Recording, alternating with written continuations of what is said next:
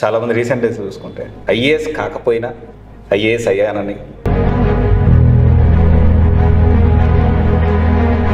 Test series చూసుకుంటే మన అశోక్ నగర్లోనే ఒక ఇన్స్టిట్యూట్ నుంచి ఇంకొక ఇన్స్టిట్యూట్ వాళ్ళు కాపీ చేశారని వీళ్ళిద్దరికి గొడవలు కూడా అయ్యాయి.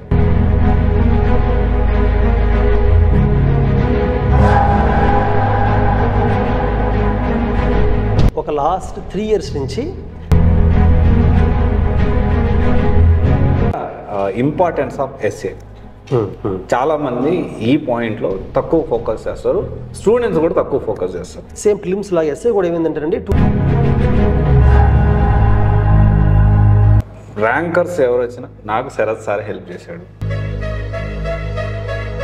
పాయింట్ ఏంటంటే నేను డెఫినెట్గా ఫిలిమ్స్ టైంలో కొన్ని క్లాస్ తీసుకుంటాను. ఫిలిమ్స్ సపరేట్గా, మెయిన్స్ సపరేట్గా ప్రిపేర్ అవ్వాలని మేధావర్గం మాట్లాడతారు. ఇంకో మేధావర్గం ఇంకో కొంతమంది ఎలా డివైడ్ చేస్తారంటే ఫిలిమ్స్లో మెయిన్స్లో 60% సిలబస్ కామన్గా ఉంటుంది.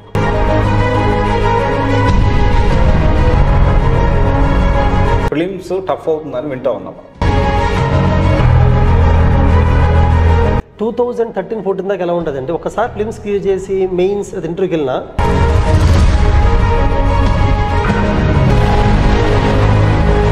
ఇక్కడ జనరల్గా మనం చూసుకుంటే ఫిలిమ్స్ ఒక దగ్గర, మెయిన్స్ ఒక దగ్గర, తర్వాత ఆప్షనల్ ఒక దగ్గర, ఎస్ఏ రైటింగ్ ఒక దగ్గర, ఆన్సర్ రైటింగ్ ఒక దగ్గర, పర్సనల్ మెంటర్షిప్ ఒక దగ్గర.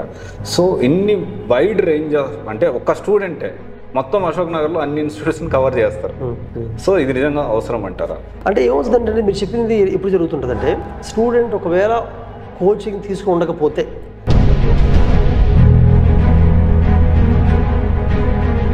ఫిలిమ్స్ అనేది జనరల్గా చూసుకుంటే ఇంపార్టెంట్. ఫిలిమ్స్ కంటే మెయిన్స్ ఇంకా ఇంపార్టెంట్, మెయిన్స్ కంటే ఇంటర్వ్యూ ఇంకా చాలా ఇంపార్టెంట్. కానీ ఇది ఒక నైస్ ప్యాటర్న్.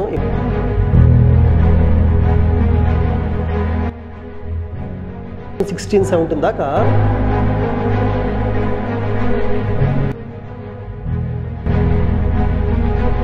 పర్సనాలిటీ టెస్ట్ జనరల్గా కూడా పర్సనాలిటీ టెస్ట్ అంటేనే ఆ పర్సన్ ఏంటి, తన ఆలోచన విధానం ఏంటి, జనరల్గా ఇదే చూస్తారు.